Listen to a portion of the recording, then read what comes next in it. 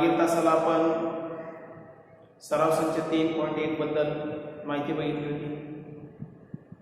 आता पुढील भाग आपण शिकणार आहोत तो म्हणजे स्पर्श वर्तुळे. स्पर्श वर्तुळे कशाला म्हणायचं, तर या ठिकाणी आपल्याला पहिल्या आकृतीत P आणि Q केंद्र असणारे दोन वर्तुळ आहेत. There are two circles having P and Q center, and R is a common point of circle having P center, Q center and line L. तर या ठिकाणी P केंद्र असणारे वर्तुळ, Q केंद्र असणारे वर्तुळ आणि रेषा L यांना एक सामायिक बिंदू आहे तो म्हणजे R. दुसऱ्या आकृतीमध्ये A केंद्र असणारे आणि B केंद्र असणारे असे दोन वर्तुळ आहेत. त्याचबरोबर रेषा L आहे. तर रेषा L आणि AB केंद्र असणारे वर्तुळ यांना एक बिंदू सामायिक आहे आणि तो म्हणजे C. मग स्पर्श वर्तुळ कुणाला म्हणायचं, तर एकाच प्रतलातली दोन वर्तुळ एकमेकांना फक्त एकाच बिंदूत छेदत असतील तर त्या वर्तुळांना आपण स्पर्श वर्तुळे असे म्हणतो. मग ही वर्तुळ कदाचित एकमेकांना बाहेरून छेदत असतील किंवा आतून छेदत असतील. जर त्या वर्तुळांना फक्त एक आणि एकच सामायिक शिरोबिंदू असेल तर त्या वर्तुळांना आपण स्पर्श वर्तुळे असे म्हणतो. मग व्याख्या आपल्याला करता येते स्पर्श वर्तुळाची. ती अशी की एकाच प्रतलातील दोन वर्तुळांना एकच बिंदू सामायिक असेल तर ती वर्तुळे स्पर्श वर्तुळे असतात. आता हे झालं स्पर्श वर्तुळाबद्दल. म्हणजे जसं स्पर्शिकेची व्याख्या आहे, रेषा आणि वर्तुळ यांना फक्त एक आणि एक बिंदू सामायिक असेल तर त्यांना त्या रेषेला त्या वर्तुळाची स्पर्शिका आपण म्हणतो. तशाच पद्धतीनं स्पर्श वर्तुळ केव्हा असतात, तर जेव्हा दोन वर्तुळांना केवळ एक आणि एकच बिंदू सामायिक असतो तेव्हा ती वर्तुळ ही स्पर्श वर्तुळ असतात. अन्यथा ही वर्तुळ, आता या ठिकाणी दुसरी आकृती काढतो.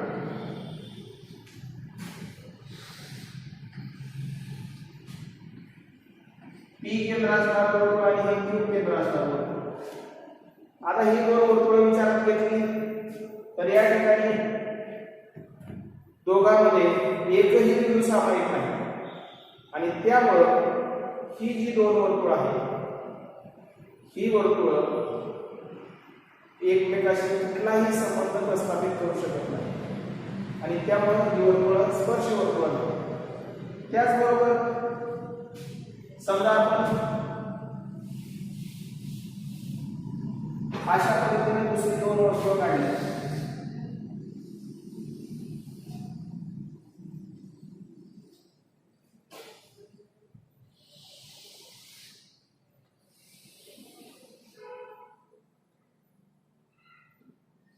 X आणि Y केंद्र असणारे वर्तुळ काढले. आता ह्या दोन वर्तुळामध्ये जर आपण बघितलं तर ह्या वर्तुळांना दोन बिंदू सामायिक आहेत. मग या ठिकाणी ही जी वर्तुळ आहे ही वर्तुळ एकमेकांना दोन बिंदू छेदतात आणि त्यामुळे यांना छेदणारे वर्तुळ असं आपल्याला म्हणता येईल. तर अशा पद्धतीने स्पर्श वर्तुळे कुणाला म्हणायचं, तर वर्तुळ आणि दुसरे वर्तुळ यांच्यामध्ये केवळ एक आणि एक बिंदू सामायिक असेल तर त्यांना आपण स्पर्श वर्तुळ असं म्हणतो. एकाच प्रतलात जर का 2 किंवा अधिक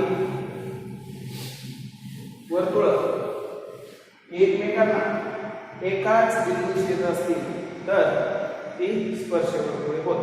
आता आपण स्पर्श वर्तुळाचा प्रमेय शिकणार आहोत. स्पर्श वर्तुळाच्या प्रमेयामध्ये आपल्याला काय सांगितले पहा. प्रमेय शिकूयात आपण.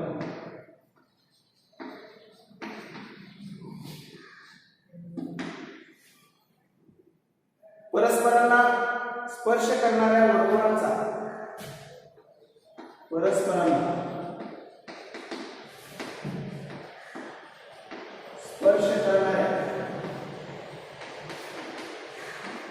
वर्तुळांचा परस्परांना स्पर्श करणाऱ्या वर्तुळांचा स्पर्श बिंदू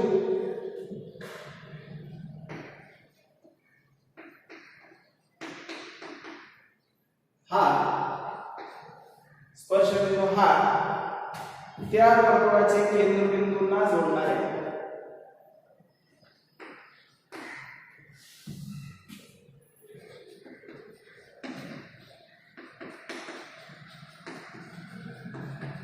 केंद्रबिंदूंना जोडणार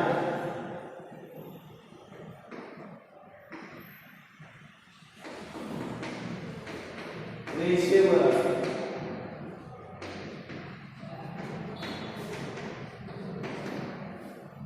मग आता हे विधान आपल्याला या ठिकाणी दिले आहे.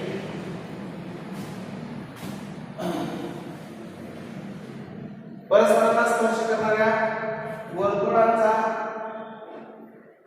स्पर्श बिंदू हा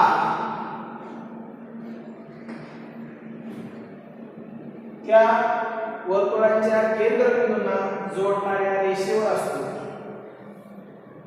हे विधान आपल्याला सिद्ध करायचं आहे. मग त्यासाठी आपण आकृत्या विचारात घेऊया. या ठिकाणी ए आणि बी केंद्र असणारी 2 वर्तुळ आहेत आणि सी हा त्यांचा सामायिक स्पर्श बिंदू आहे.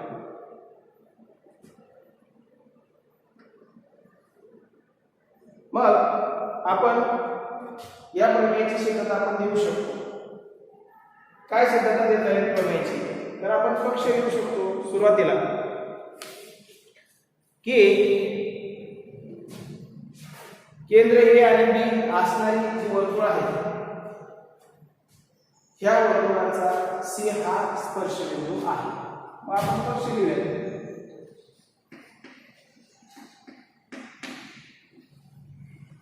ए व बी केंद्र असणारे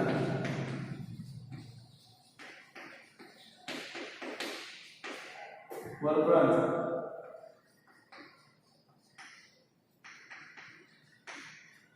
सी हा स्पर्श बिंदू आहे.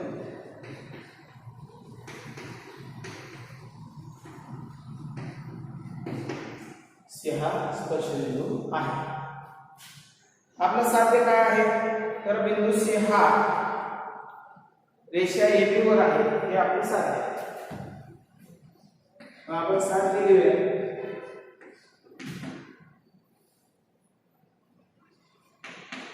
बिंदू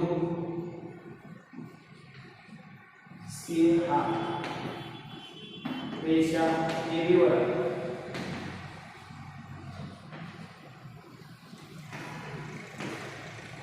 लक्षात ठेवा ही सिद्धता देत असताना ती वर्तुळ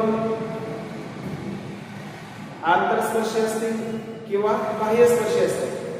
दोन्ही वर्तुळाच्या संदर्भात आपल्याला हे सिद्ध करायचं आहे की जो काही स्पर्शबिंदू सी आहे हा स्पर्शबिंदू हा त्या 2 केंद्रांना जोडणाऱ्या रेषेवर आहे हे आपल्याला सिद्ध करायचं आहे. मग आपण सिद्धता देऊया.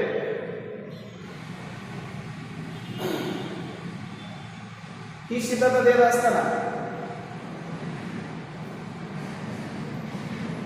आपण एक रेषा या ठिकाणी विचारात घेत आहोत आणि ती म्हणजे रेषा एल. एल ही ए आणि बी केंद्र असणाऱ्या वर्तुळांची सामायिक स्पर्शिका.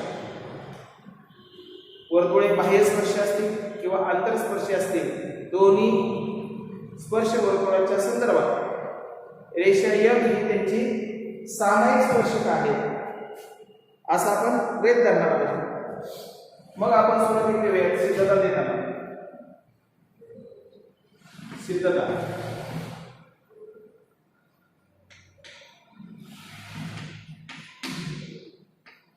समजा रेषा L ही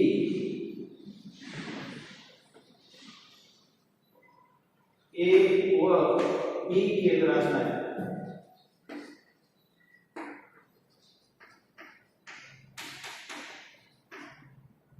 A व B केंद्र असणाऱ्या वर्तुळांची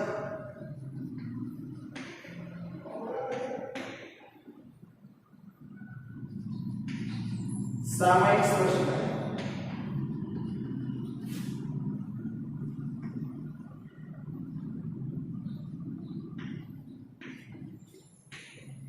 मग आपल्याला ही सामायिक स्पर्शिका असेल तर ह्या दोन्ही आकृतीच्या संदर्भात आपल्याला येता येतं रेषा L लंब रेख AC, लंबरेख AC आणि रेषा L लंब रेख BC. या दोन्हीला कारण काय? स्पर्शिका त्रिज्या, स्पर्शिका त्रिज्या, लंब समूह.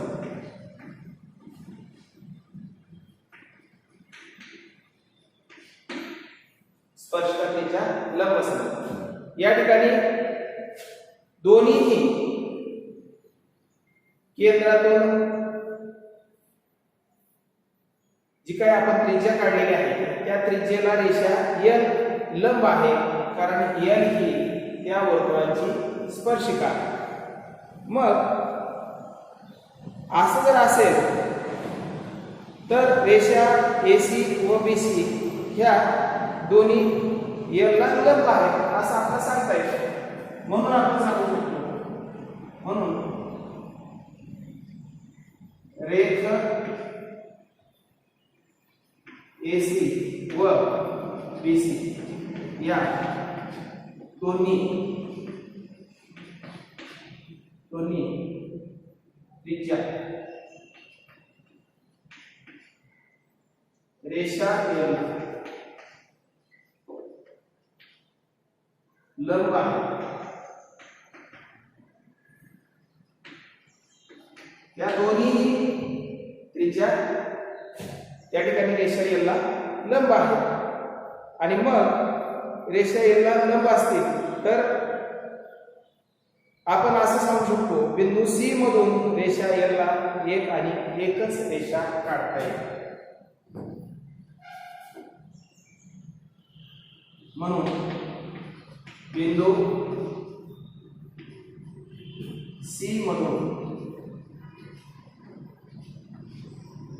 रेषा L ला एक आणि एकच लंब रेषा काढता येते. लंब रेषा काढता येते.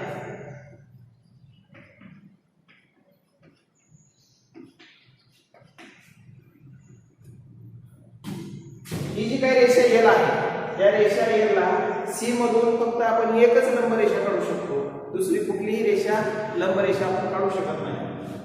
किंवा या दुसऱ्या आकृतीमध्ये सुद्धा रेषा L ला आपण C मधून फक्त एकच लंब रेषा काढू शकतो. आणि म्हणून आपण पुढे सांगू शकतो की म्हणून A व B केंद्र असणार.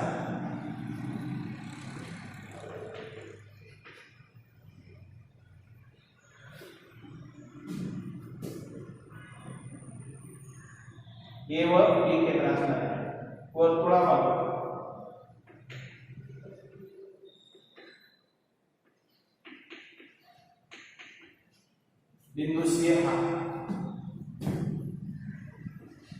बिंदू सी हा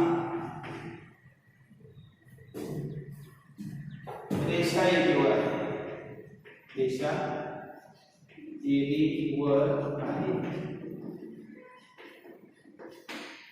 तर अशा प्रकारे आपल्याला ही सिद्धता देता येते अतिशय सोपी सिद्धता आहे परत एकदा आपण ह्या सिद्धतेबद्दल माहिती घेऊया प्रमेय काय सांगतं तर परस्परांना स्पर्श करणाऱ्या वर्तुळाचा स्पर्श बिंदू परस्परांना स्पर्श करणाऱ्या वर्तुळाचा स्पर्श बिंदू हा त्या वर्तुळाच्या केंद्रबिंदूला जोडणाऱ्या रेषेवर असतो तर स्पर्श बिंदू हा केंद्रबिंदूला जोडणाऱ्या रेषेवर असतो हे आपल्याला सिद्ध करायचं आहे वर्तुळे बाह्य स्पर्श असतील किंवा आंतरस्पर्शी असतील या ठिकाणी आपण ए आणि बी केंद्र असणारी आंतरस्पर्शी आणि बाह्य स्पर्शी दोन्ही वर्तुळ निवडले सी हा त्यांचा सामायिक स्पर्श बिंदू आहे आणि सी मधून आपण यांची सामायिक स्पर्शिका एल काढलेली आहे दोन्ही वर्तुळामध्ये मग आपण पक्ष दिला ए आणि बी केंद्र असणाऱ्या वर्तुळाचा सी हा स्पर्श बिंदू आहे सिद्ध काय करायचं तर सी हा बिंदू रेषा AB वर आहे मग सिद्धता देण्यासाठी आपण या ठिकाणी काय केले रेषा L ही ए व बी केंद्र असणाऱ्या वर्तुळाची सामायिक स्पर्शिका आहे असं मांडलेलं आहे मग रेषा L ही AC ला लंब असेल रेषा L ही AC ला लंब असेल स्पर्शिका त्रिज्या लंब संबंधामुळे आणि म्हणून आपण मग पुढे सांगू शकतो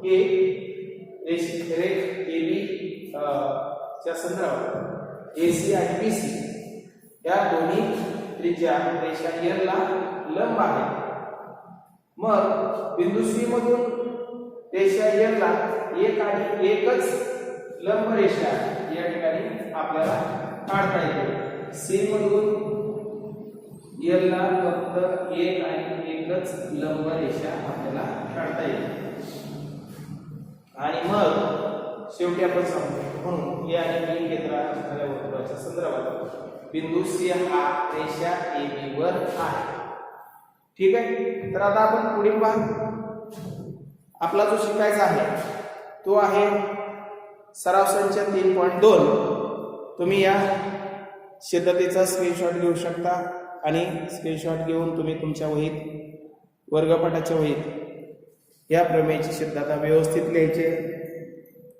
आता आपण वळूयात सराव संच 3.2 कडे तर आता आपण सराव संच 3.2 बद्दल शिकणार आहोत तत्पूर्वी आपण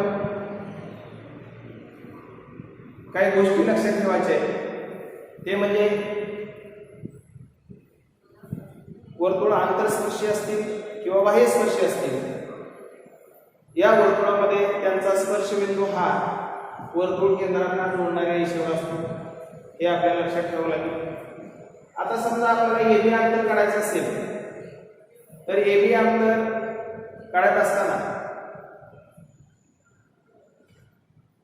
या ठिकाणी आंतरस्पर्शी वर्तुळ असतील किंवा बाह्य स्पर्शी वर्तुळ असतील त्याच्यामध्ये वेगवेगळ्या सूत्राचा वापर आपल्याला करावा लागेल आता समजा बाह्य स्पर्शी वर्तुळ असतील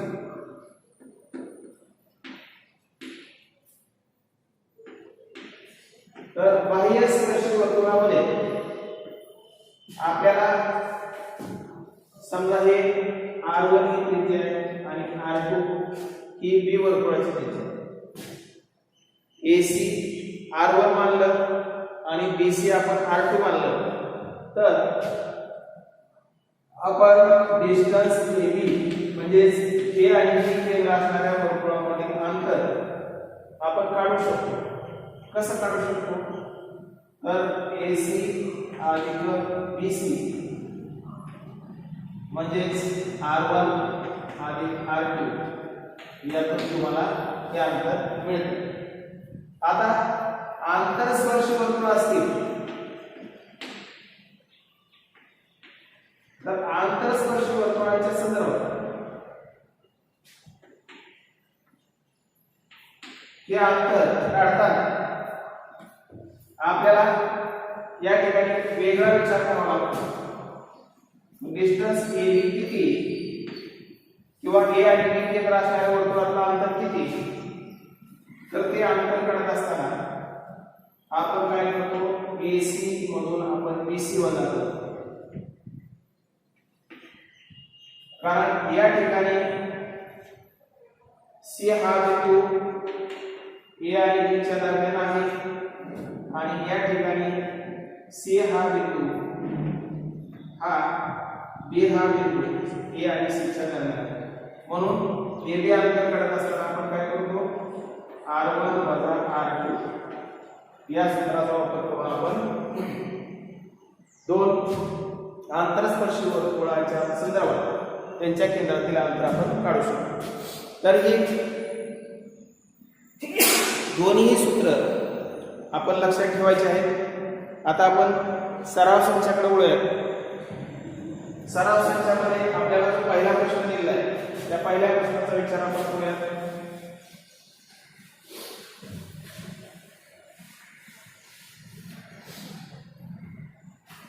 पहिला प्रश्न आपल्याला दोन आंतरस्पर्शी वर्तुळ दिली आहेत, त्या दोन आंतरस्पर्शी वर्तुळाच्या संदर्भात त्यांच्या त्रिज्या ज्या आहेत त्या 3.5 आणि 4.8 दिलेल्या आहेत। सराव संच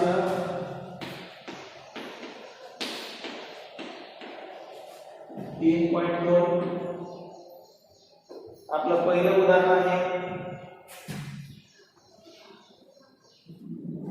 एका वर्तुळाची त्रिज्या किती आहे,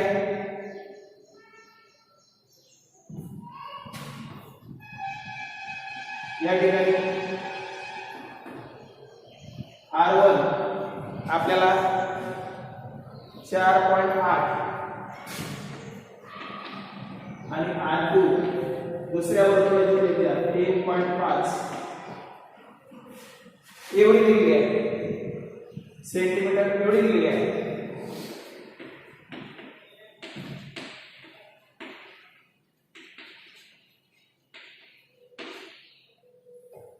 म्हणजे कुठलंही जी वर्तुळ आहे, तुम्हाला दिलेली जी वर्तुळ आहे त्यातल्या एकाची त्रिज्या ही 3.5 आहे आणि दुसऱ्या वर्तुळाची त्रिज्या ही आपल्याला 4.8 दिली, तर त्या वर्तुळाच्या केंद्रामधलं अंतर किती आहे हे आपल्याला काढायचं आहे। मग आंतरस्पर्शी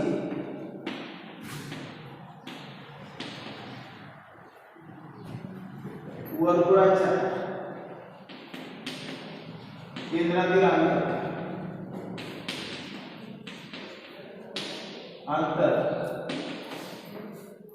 आपण कसं काढतो, तर R1 वजा R2 मग या ठिकाणी 4.8 वजा 3.5 यातून आपल्याला मिळतं 1.3 सेंटीमीटर। तर अशा प्रकारे आपल्याला या ठिकाणी दोन वर्तुळ केंद्रातलं अंतर किती मिळतं, तर आपल्याला ते अंतर मिळतं 1.3 सेंटीमीटर एवढं मिळाल्याचं दिसून येतं। आता दुसऱ्या प्रश्नाकडे आपण वळूया। दोन बाह्य स्पर्शी वर्तुळ आहेत, दोन बाह्य स्पर्शी वर्तुळांच्या संदर्भात त्यांच्या ज्या त्रिज्या आहेत त्या त्रिज्या आपल्याला दिलेल्या आहेत, त्या आहेत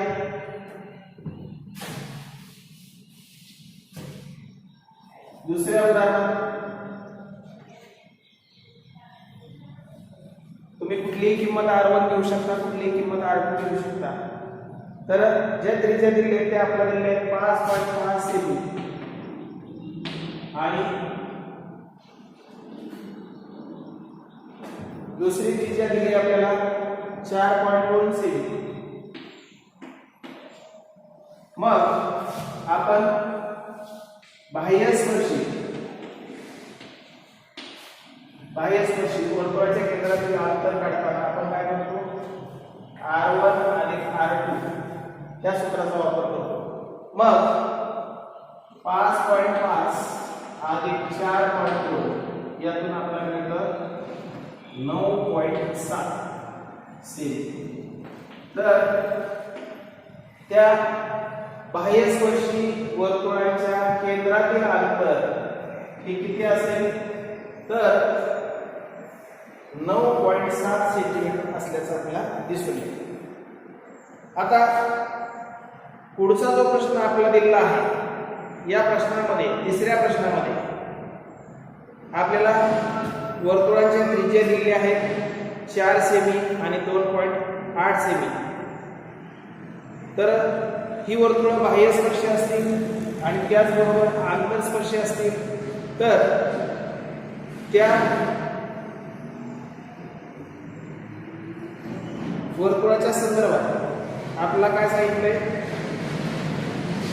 वर्तुळे काढा म्हणून सांगितले.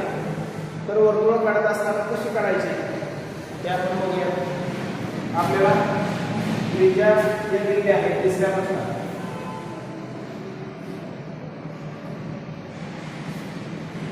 ती पहिली त्रिज्या दिली आपल्याला 4 सेमी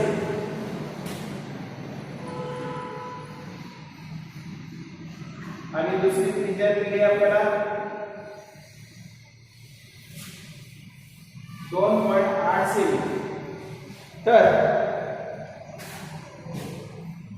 एवढी त्रिज्या असणारी वर्तुळ आपल्याला काढायची आहे. मग पहिल्यांदा आपण बाह्यस्पर्शी वर्तुळ काढणार आहोत. पहिल्यांदा बाह्यस्पर्शी वर्तुळ काढत असताना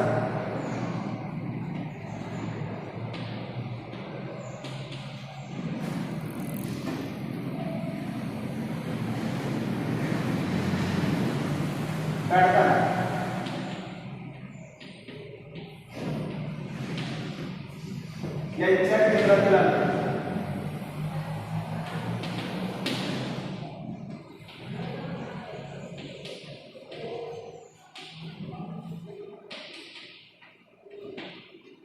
R1 अधिक R2 एवढा असतो. मग 4 अधिक 2.8 आपल्याला किती मिळेल 6.8 सेमी. 6.8 सेमी. एवढ्या लांबीचा रेषाखंड सुरुवातीला आपल्याला काढून घ्यावा लागेल. मग आपण रेषाखंड काढून घेऊया.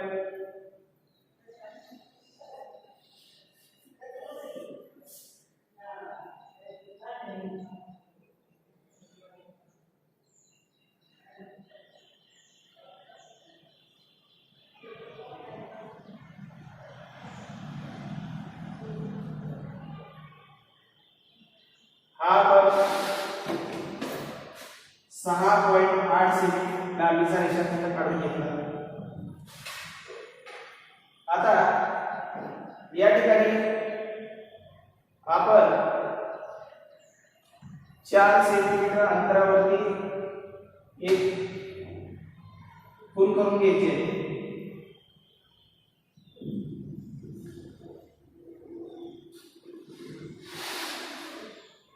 समजा पहिलं जे वर्तुळ आहे त्याचा केंद्रबिंदू आहे A, दुसरं जे वर्तुळ आहे त्याचा केंद्रबिंदू आहे B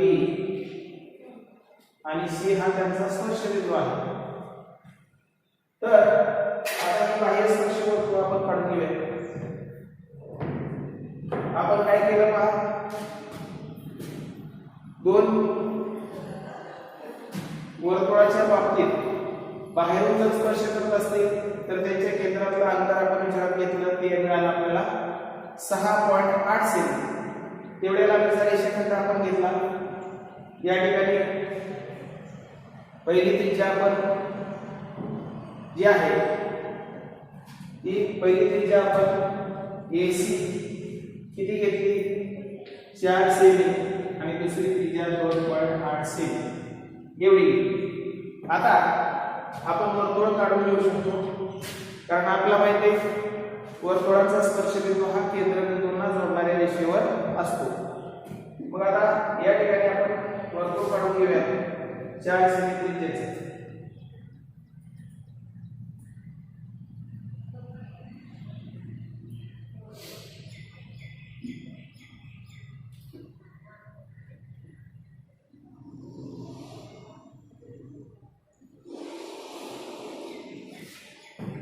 हे आपण 4 सेमी त्रिज्येचं वर्तुळ काढलं. आता 2.8 सेमी त्रिज्येचं तुम्ही वर्तुळ काढू शकता.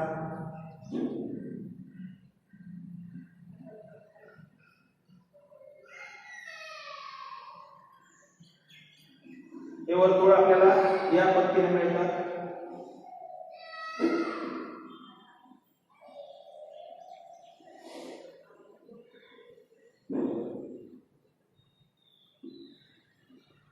तर अशा प्रकारे आपल्याला या ठिकाणी बाह्य स्पर्शी वर्तुळ काढता येतात. आता आंतरस्पर्शी वर्तुळ काढत असताना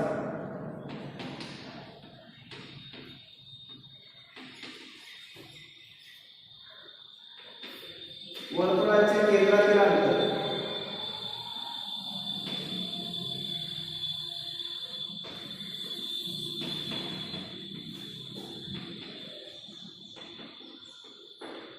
किती मिळणार आहे?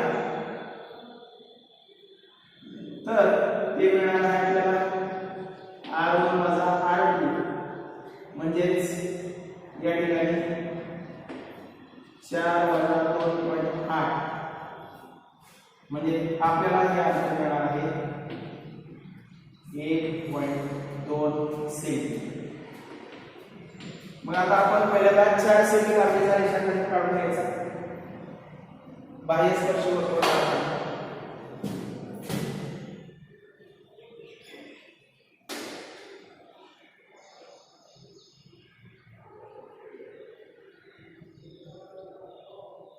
बाह्य स्पर्श वर्तुळ काढत असताना आपण 4 सेंटीमीटर एवढ्या लांबीचा रेषाखंड काढून घ्यायचा.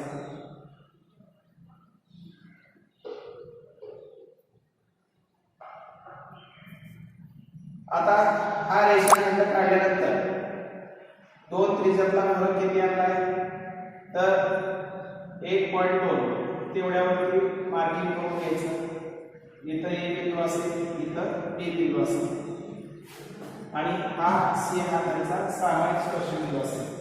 तर आपण अशा पद्धतीची वर्तुळ आपण काढू शकतो. आता पहिल्यांदा AC त्रिज्या हे या पद्धतीने तुम्हाला मिळेल. आता आपण B केंद्र असणारे वर्तुळ आपण काढणार आहोत. ते आपल्याला या पद्धतीने मिळेल.